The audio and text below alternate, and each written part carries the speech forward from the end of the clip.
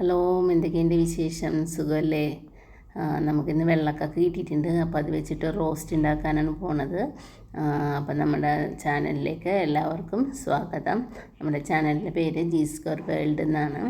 അപ്പോൾ കഴിഞ്ഞ ദിവസം ഞാനൊരു വീഡിയോ ഇട്ടിട്ടുണ്ടായിരുന്നു നമ്മൾ സാമ്പാർ ഉണ്ടാക്കുന്നത്. അപ്പോൾ അതെല്ലാവരും കണ്ടതിൽ എല്ലാവർക്കും ഇഷ്ടമായി എന്നൊക്കെ പറഞ്ഞതിൽ വളരെ സന്തോഷമുണ്ട്. നമുക്കിന്ന് വെള്ളക്കക്ക വെച്ചിട്ടുള്ള റോസ്റ്റാണ് ഉണ്ടാക്കാൻ പോണത്.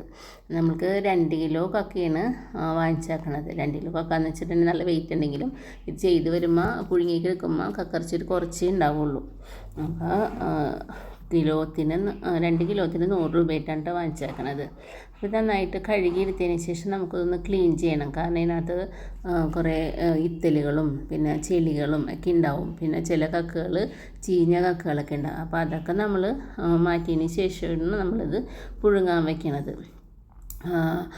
ഇതിപ്പോൾ നമ്മൾക്ക് മാർക്കറ്റിൽ നിന്നൊക്കെ വാങ്ങിക്കാൻ കിട്ടും. നമ്മുടെ ഇവിടെ അടുത്ത് മാർക്കറ്റ് നിന്നൊക്കെ കിട്ടും. മുമ്പ് ഞങ്ങൾക്കൊക്കെ കിട്ടിയിരുന്നത് നമ്മുടെ വീട്ടിൽ തോടുണ്ട്. അപ്പോൾ അതിനകത്തേക്ക് ഒരു വഞ്ചിയിൽ കൊട്ടിക്കൊണ്ടുവരും. അപ്പോൾ അങ്ങനെയൊക്കെയാണ് ഞങ്ങൾ മുമ്പ് കക്ക വാങ്ങിച്ചിരുന്നുണ്ട്. ഇതേപോലെ ചീത്തായ കക്കകളുണ്ടാവും. അപ്പോൾ അതൊക്കെ മാറ്റിയിട്ട് വേണം നമ്മൾ പുഴുങ്ങാനായിട്ട് വെക്കാനായിട്ട്. ഇത് പുഴുങ്ങുമ്പോൾ നമ്മൾ വെള്ളമൊന്നും വെക്കേണ്ട ആവശ്യമില്ല. ജസ്റ്റ് ഈ കക്ക പാത്രത്തിലേക്ക് വെച്ചിട്ട് ഗ്യാസ് ഓൺ ചെയ്തിട്ടുണ്ടെങ്കിൽ നമുക്ക് പുഴുങ്ങാൻ പറ്റും.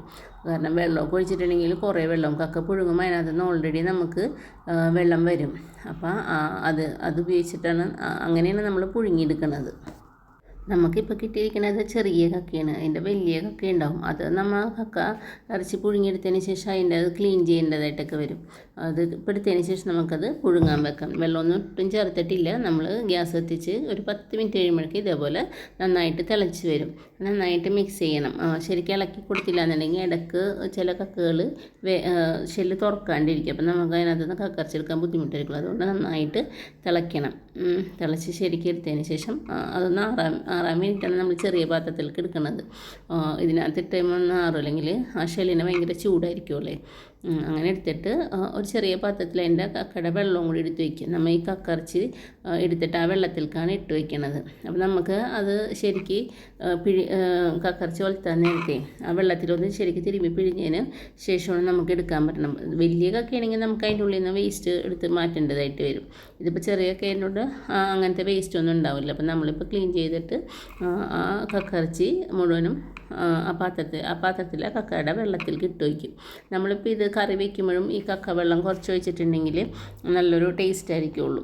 പിന്നെ ചിലവർ ചോറിലൊഴിച്ച് കഴിക്കാനൊക്കെ ആയിട്ട് ഈ കക്ക വെള്ളം എടുത്തിട്ട് താളിച്ചെടുക്കും. കടുകൊക്കെ പൊട്ടിച്ച് കുറച്ച് ചുവന്നുള്ളിയൊക്കെ അരിഞ്ഞിട്ടിട്ട് താളിച്ചെടുത്താലും നല്ലൊരു ടേസ്റ്റ് ആയിരിക്കുള്ളൂ. അപ്പോൾ നമ്മൾ എടുത്തൊക്കെ കഴിഞ്ഞ് ഇനി നമുക്ക് കക്കറച്ചി റോസ്റ്റ് ചെയ്യാം.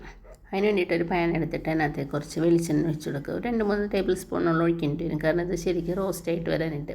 അതിനകത്തേക്ക് നമ്മൾ നേരത്തെ അരിഞ്ഞ് വെച്ചേക്കണത് തേങ്ങ ഇട്ടൊന്ന് റോസ്റ്റ് ചെയ്തെടുക്കണം. കാരണം അപ്പോഴാണ് നമുക്ക് ആ ഒരു റോസ്റ്റ് ചെയ്ത് വരുമ്പോൾ കഴിക്കാനായിട്ട് ഒരു പ്രത്യേക ടേസ്റ്റ് ഉണ്ടാകും തേങ്ങാക്കൊത്തൊക്കെ ഇട്ടിട്ടുണ്ടെങ്കിൽ. ഇതിനകത്തേക്ക് നമുക്ക് കുറച്ച് വെളുത്തുള്ളി ഇടണം. കാരണം എന്ന് വെച്ചിട്ടുണ്ടെങ്കിൽ കക്കറച്ചി ചെയ്യുമ്പോൾ ചിലർക്ക് വയറിനൊക്കെ പ്രശ്നമുള്ള ഗ്യാസ് അങ്ങനെയുള്ള പ്രശ്നങ്ങളൊക്കെ ഉണ്ടാവാതിരിക്കാൻ നമുക്ക് കുറച്ച് വെളുത്തുള്ളി ഇടുന്നത്. അതിൻ്റെ ഒപ്പം കറിവേപ്പിലയും 2 വറ്റൽമുളകും കൂടി ഇട്ടിട്ട് മിക്സ് ചെയ്യാം. പിന്നെ കുറച്ച് ചുവന്നുള്ളി എടുത്ത് വെച്ചിട്ടുണ്ട്, അതുമിടാം. പിന്നെ കുറച്ച് ഇഞ്ചിയും പിന്നെ ഇതിൻ്റെ കുറച്ച് സവാള ഇടുന്നുണ്ട്. അപ്പോൾ റോസ്റ്റ് ആകുമ്പോൾ നമുക്കൊന്നൊരു കുഴഞ്ഞ ടൈപ്പാണ് കിട്ടുന്നത്. അതിന് വേണ്ടിയിട്ടാണ് കുറച്ച് സവാളയും കൂടി നമ്മൾ മിക്സ് ചെയ്യുന്നത്. ഫ്രൈ ആക്കി എടുക്കണമെങ്കിൽ ഇത്രയും ഇതിൻ്റെ ഒന്നും ആവശ്യമില്ല.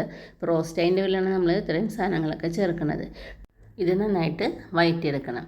ഞാൻ അതിനകത്തേക്ക് കുറച്ച് നമുക്ക് ഉപ്പ് ചേർക്കാം. ഉപ്പ് ചേർത്ത് നന്നായിട്ട് അതൊന്ന് മിക്സ് ചെയ്യണം. ഒരു 1-1.5 സ്പൂൺ ചെറിയ ടീസ്പൂണുള്ളത് നമുക്ക് എടുക്കുന്ന സാധനത്തിനനുസരിച്ചിട്ടുള്ള ഉപ്പാണ് ചേർക്കുന്നത്. ഇത് നന്നായിട്ട് വാട്ടിയെടുത്തതിന് ശേഷം നമുക്ക് ഇതിനാവശ്യമുള്ള പൊടികളൊക്കെ നമുക്ക് ചേർത്ത് കൊടുക്കാം. ആദ്യം തന്നെ നമുക്ക് കുറച്ച് മഞ്ഞൾപ്പൊടി ഇട്ട് കൊടുക്കാം. അതായത് ഒരു 1/2 ടീസ്പൂണോളം മഞ്ഞൾപ്പൊടി ചേർത്ത് വാട്ടിയതിന് ശേഷം നമുക്ക് ഇതിനകത്തേക്ക് കുറച്ച് ചിക്കൻ മസാലയാണ് ഞാൻ ചേർക്കണത്. മല്ലിപ്പൊടി ചേർക്കണില്ല കേട്ടോ ഇതിനകത്തേക്ക്. ഈ ചിക്കൻ മസാല ഒരു ചെറിയ ടീസ്പൂണിൽ ഒരു 2 ടീസ്പൂൺ ഇട്ട് വാട്ടിയതിന് ശേഷം നമുക്ക് ഇതിനകത്തേക്ക് മുളക് പൊടി ചേർത്ത് കൊടുക്കാം. മുളക് പൊടി ഒരു ടീസ്പൂണോളൊക്കെ ചേർക്കാം. മുളക് പൊടി ചെയ്ത് ശരിക്കും വാട്ടിയതിന് ശേഷം നമ്മളിതിനകത്തേക്ക് കുറച്ച് കുരുമുളക് പൊടിയാണ് ചേർത്ത് കൊടുക്കുന്നത്. കുരുമുളക് പൊടിയും പിന്നെ ഗരം മസാല ഒരു ചെറിയ ടീസ്പൂണോളം ഗരം മസാലയും ചേർക്കുന്നുണ്ട്. ചേർത്ത് ശരിക്ക് വാട്ടി അതിൻ്റെ പച്ചമണമൊക്കെ മാറുന്നവരെ വാട്ടിയെടുക്കണം. ഇത് പൊടികളൊക്കെ ചേർക്കുമ്പോൾ നമ്മൾ തീ കുറച്ചിട്ടിട്ട് വേണം കേട്ടോ ഇതൊക്കെ ചേർക്കാനായിട്ട്, അല്ലെങ്കിൽ പെട്ടെന്ന് കരിഞ്ഞു പോകും. അപ്പോൾ ഇതൊക്കെ ചേർത്ത് ശരിക്ക് വരട്ടിയതിന് ശേഷമാണ് നമ്മൾ നമ്മുടെ കക്കയിറച്ചി ഇടാൻ പോകുന്നത്. കക്കയിറച്ചി ഒരു 1/4 കിലോത്തോളമൊക്കെ കിട്ടിയുള്ളൂ കേട്ടോ. 2 കിലോ വാങ്ങിച്ചെങ്കിലും ഒരു 1/4 കിലോ ഒക്കെ ഉണ്ടായിരുന്നുള്ളൂ കക്കയിറച്ചി. ഈ കക്കയിറച്ചിട്ട് നന്നായിട്ട് റോസ്റ്റ് ചെയ്തെടുക്കണം നമ്മൾ. ഇത് നന്നായിട്ട് റോസ്റ്റ് ചെയ്യുമ്പോൾ നമുക്ക് നേരത്തെ നമ്മൾ കക്കയിറച്ചിയുടെ വെള്ളം എടുത്ത് വെച്ചിട്ടുണ്ടായിരുന്നു. അതിനകത്തുനിന്ന് കുറച്ച് വെള്ളവും കൂടി ഒഴിച്ചിട്ട് വേണം നമ്മളിത് റോസ്റ്റ് ചെയ്യാനായിട്ട്. അപ്പം എന്ന് വെച്ചാൽ നല്ല സവാളയ്ക്കും എല്ലാത്തിനും കൂടി അതിൻ്റെയൊക്കെ ഒരു ഫ്ലേവർ നന്നായിട്ട് കിട്ടും. അപ്പം നമ്മൾ പുറത്തുനിന്ന് കക്കയിറച്ചി മാത്രം വാങ്ങിക്കുമ്പോൾ നമുക്ക് ഈ വെള്ളമൊന്നും ഉണ്ടാവില്ല. അപ്പം നമ്മൾ അത് ചേർക്കേണ്ട ആവശ്യമില്ല. ഇതിപ്പോൾ നമുക്കുള്ളതിൻ്റെ സ്ഥിതിക്ക് ആ കക്കയിറച്ചിയുടെ വെള്ളം കൂടി ഒഴിച്ചിട്ട് നന്നായിട്ട് റോസ്റ്റ് ചെയ്തെടുക്കണം. അപ്പം നല്ലൊരു റോസ്റ്റ് ആയിരിക്കുള്ളൂ നമുക്ക് കിട്ടാൻ പോകുന്നത്. ഇത് കുറച്ച് നേരം വാട്ടിയതിന് ശേഷം നമുക്ക് ഒന്ന് ഇതായതിന് ശേഷം നമുക്ക് കറിവേപ്പില ഇട്ട് കൊടുക്കാം. കറിവേപ്പില ഇട്ട് ഒന്ന് ജസ്റ്റ് വഴറ്റി കഴിയുമ്പോഴേക്കും നമ്മുടെ റോസ്റ്റ് റെഡി ആയിട്ടുണ്ട്. ഇതിപ്പോൾ എല്ലാവർക്കും കക്കയിറച്ചി എന്ന് പറഞ്ഞാൽ ഭയങ്കര ഇഷ്ടമുള്ള സംഭവമാണ്. അപ്പോൾ എല്ലാവരും ഉണ്ടാക്കി നോക്കണം. ഉണ്ടാക്കി നോക്കിയിട്ട് എൻ്റെ ഫീഡ്ബാക്ക് അറിയിക്കണം. പിന്നെ നമ്മുടെ ചാനൽ എല്ലാവരും ഒന്ന് സബ്സ്ക്രൈബ് ചെയ്യണം. പിന്നെ ഇത്രയും നേരം കണ്ടിരുന്ന എല്ലാവർക്കും വളരെയേറെ നന്ദിയുണ്ട്.